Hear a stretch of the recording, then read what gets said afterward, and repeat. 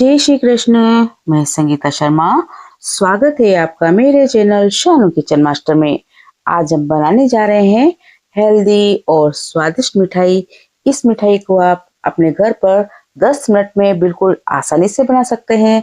खास बात यह है कि इस मिठाई को आप व्रत में भी खा सकते हैं और हेल्दी और स्वादिष्ट मिठाई यहाँ पर हमारी बनी है और खाने में भी इतनी बढ़िया है और देखने में भी इतनी बढ़िया है और इतनी मुलायम में हमारी मिठाई बनी है, ये देखिए। तो इस मिठाई को आप त्योहारों पर भी आसानी से 10 मिनट में बना सकते हैं। तो चलिए शुरू करते हैं। मिठाई बनाने के लिए यहाँ पर हमने 1 लीटर दूध लिया है। दूध यहाँ पर हमारा कच्चा है, तो क्या करेंगे, यहाँ पर हम दूध को अच्छी तरह से उबाल लेंगे। दूध को यहाँ पर हम हिलाते जाएंगे ताकि दूध यहाँ पर हमारा नीचे चिपके नहीं। अगर आप मेरे चैनल को पहली बार देख रहे हैं तो प्लीज सब्सक्राइब जरूर कर दीजिए और घंटे वाले बटन को दबा दीजिए, जिससे मेरे आने वाले वीडियो की नोटिफिकेशन आपको मिल जाए। आप मुझे इंस्टाग्राम और फेसबुक पर भी फॉलो कर सकते हैं शानू किचन मास्टर से। और प्लीज वीडियो को फुल वॉच कीजिए जिससे हमारा वॉच टाइम कंप्लीट हो सके। अब यहाँ पर हम दूध को अच्छी तरह से उबाल लेंगे। दूध को उबालने के बाद में यहाँ पर हम दूध यहाँ पर हमारा अच्छी तरह से उबल कर तैयार हो चुका है। अब क्या करेंगे, यहाँ पर हम दूध में यहाँ पर हमने एक नींबू लिया है और नींबू के रस को यहाँ पर हमने निकाल लिया है।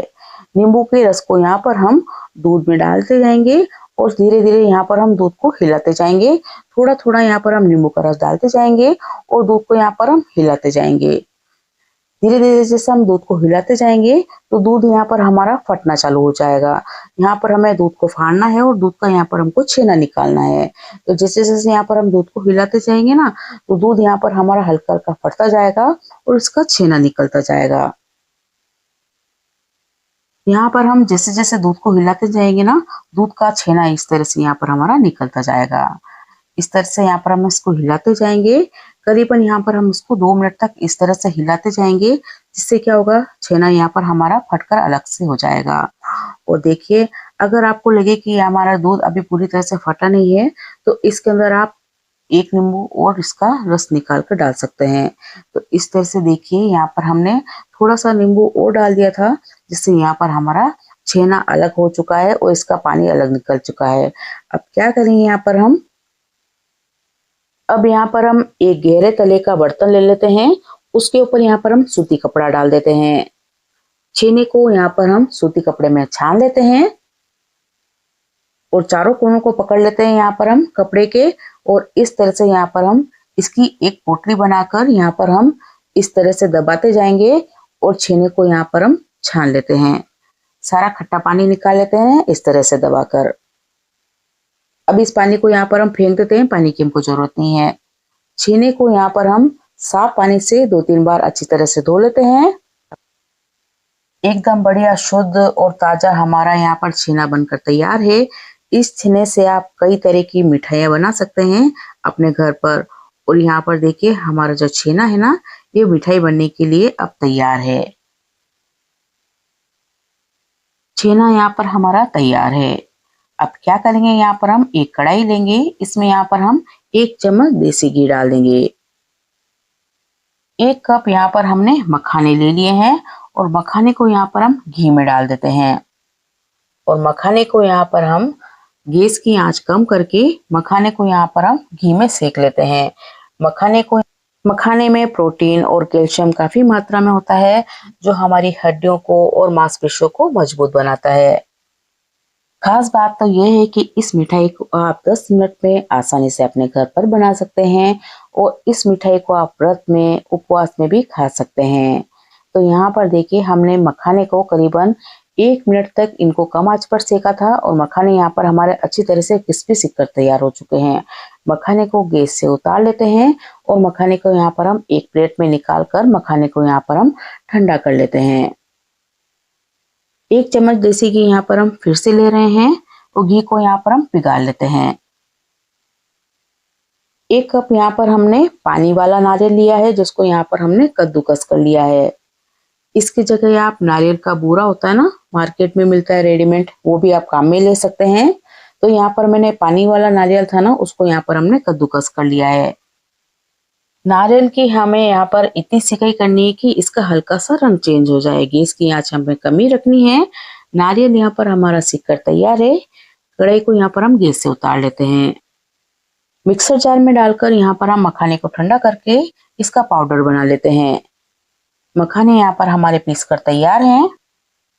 इसी तरह से यहाँ पर हम नारियल को भी पीस लेते हैं। नारियल को यहाँ पर हमने ठंडा कर लिया था। अब इसका भी यहाँ पर हम पाउडर बनाकर तैयार कर लेते हैं।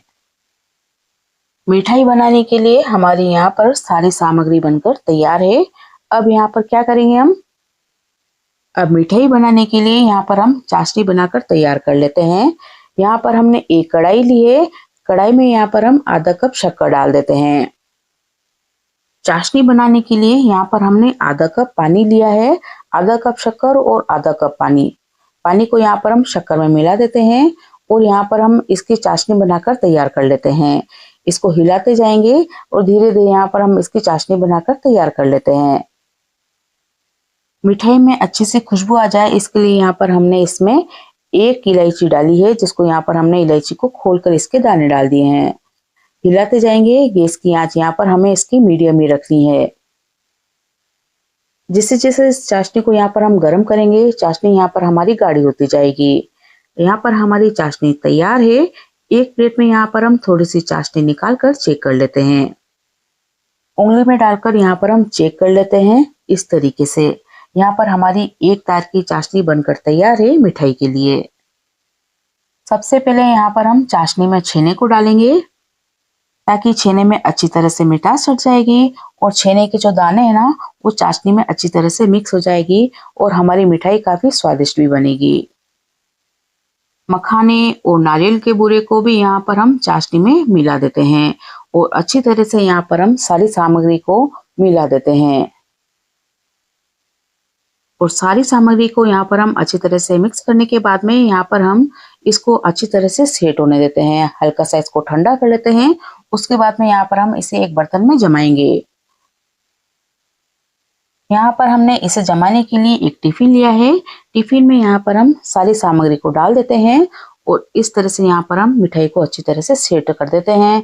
ऊपर आपके जो भी मनपसंद ड्राई फ्रूट्स हो ना उसको आप डाल दें। तो यहाँ पर मैंने थोड़ी सी किशमिश, काजू, बादाम की और पिस्ते की कतरन डाल देती हूँ और हल्का सा इस तरह से इसको दबा देते हैं ताकि मिठाई के ऊपर यहाँ पर हमारे ड्राई फ्रूट्स अच्छी तरह से सेट हो जाए।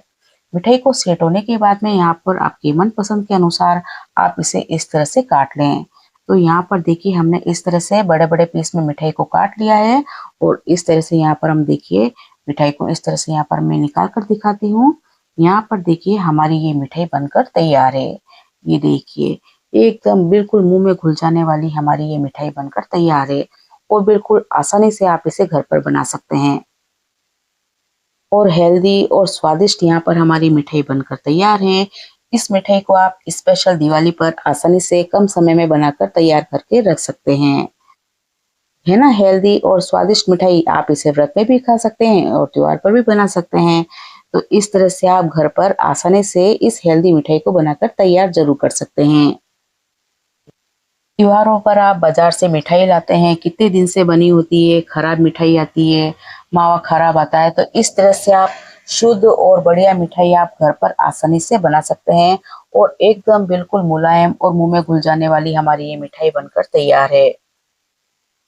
इसी तरह से और बढ़िया बढ़िया रेसिपी देखने के लिए मेरे चैनल को फॉलो कीजिए, सब्सक्राइब कीजिए और चैनल को पहली बार देख रहे हैं तो सब्सक्राइब जरूर कीजिएगा।